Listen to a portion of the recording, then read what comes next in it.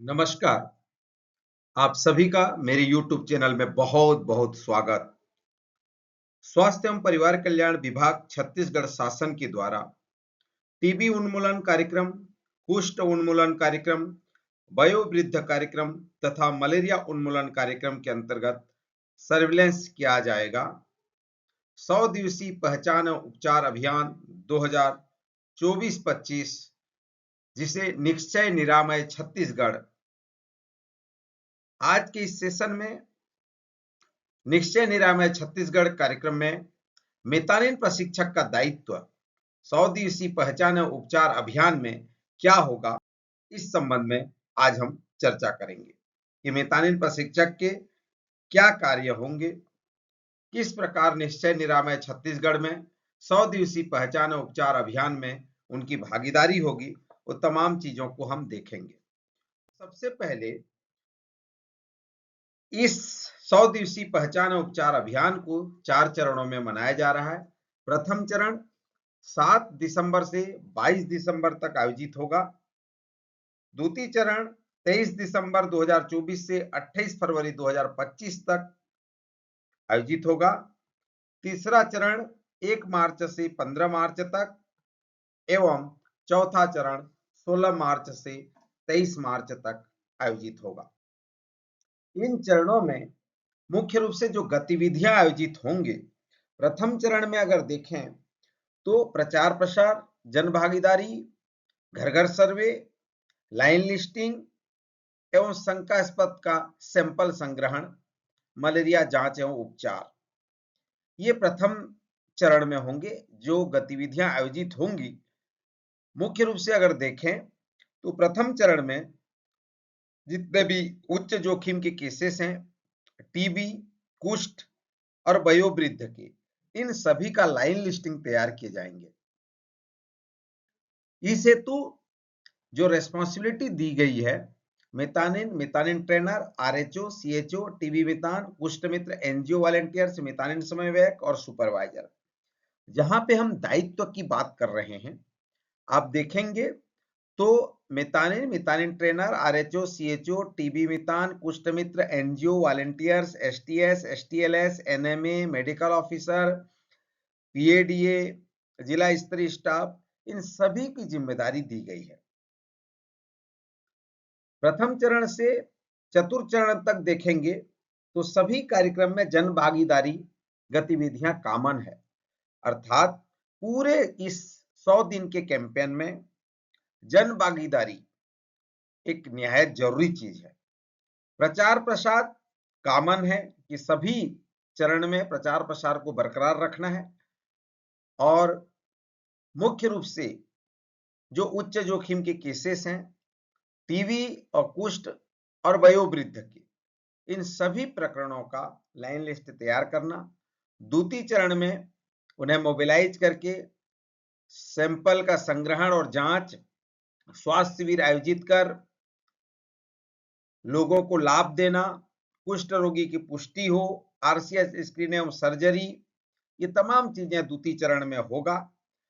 तृतीय चरण में अगर देखेंगे तो एक्सरे हेतु मोबिलाइजेशन, द्वितीय और तृतीय चरण दोनों में एक्सरे हेतु मोबिलाइजेशन, टीबी हेतु मॉपअप गतिविधि एवं फॉलोअप, ये तृतीय चरण में होंगे।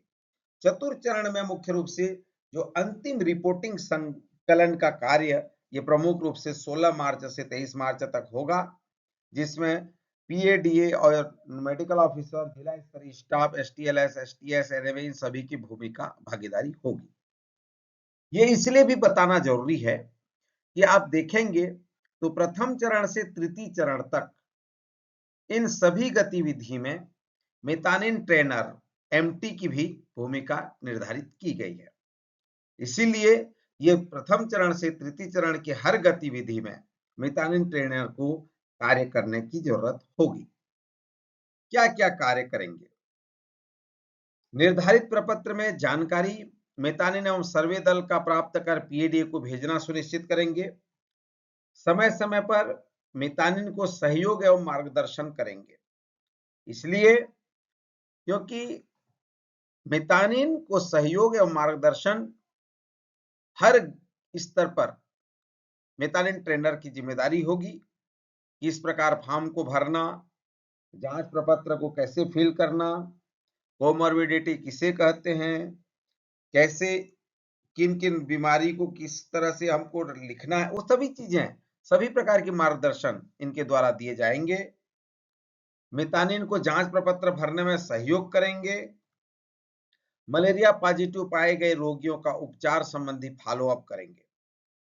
फिर से मैं रिपीट कर रहा हूं, सभी मास्टर ट्रेनर जो मेथानिन ट्रेनर हैं, एमटी हैं, ये इसको ध्यान रखेंगे कि जो जानकारी, जो निर्धारित प्रपत्र में जानकारी मेथानिन एवं सर्वे दल जो भरेंगी, उससे प्राप्त करके पीएडीए को ये भेजेंगे। समय समय पर मेथानिन को सहयोग एवं मार्गदर्शन करेंगे।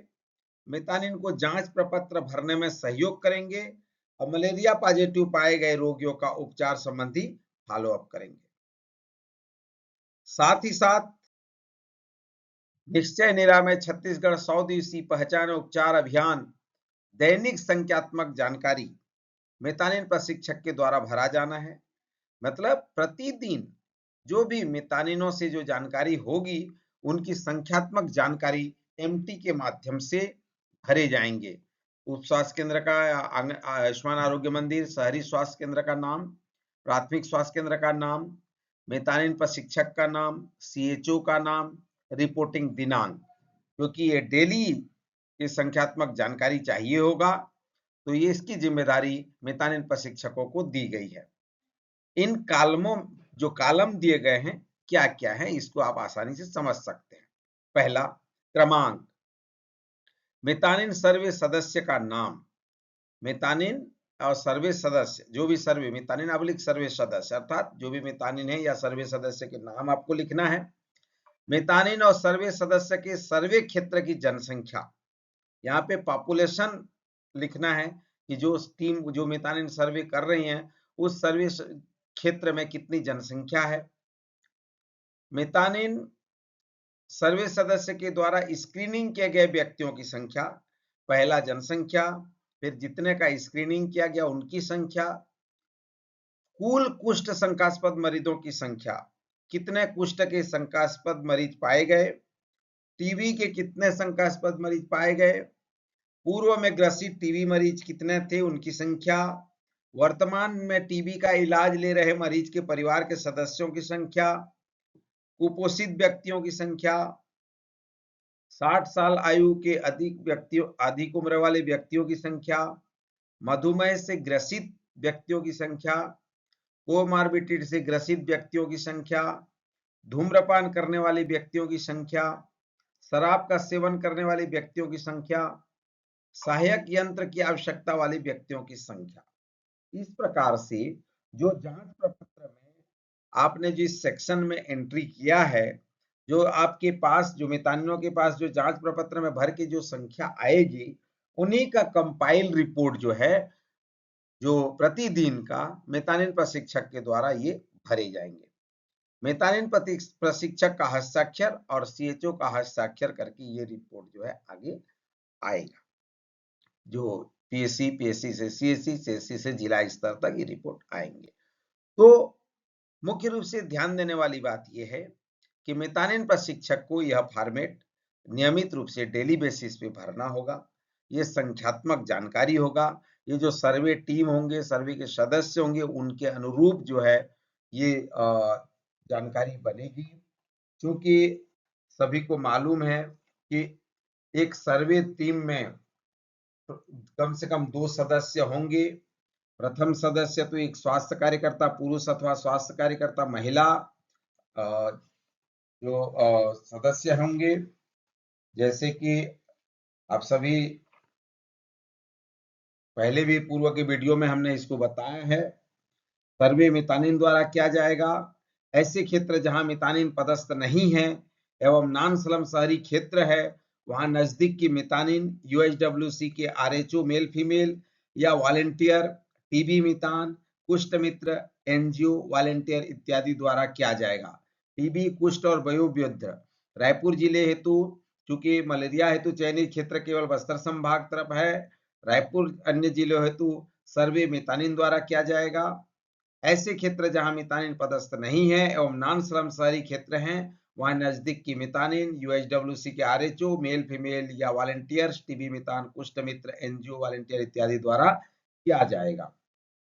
तो ये मुख्य रूप से आप सभी को पता होना चाहिए, जितने भी हमारे मितानिन प्रशिक्षक हैं, कि टीम में कौन कौन सर्वे टीम में होंगे। तो मुझे आशा और विश्वास है कि आप सभी के सकारात्मक प्रयास से उक्त 100 दिवसीय पहचान और उपचार अभियान बेहतर तरीके से इम्प्लीमेंट होगा। और टीबी को क्यों है छुपाना, अगर जीवन को है बचाना।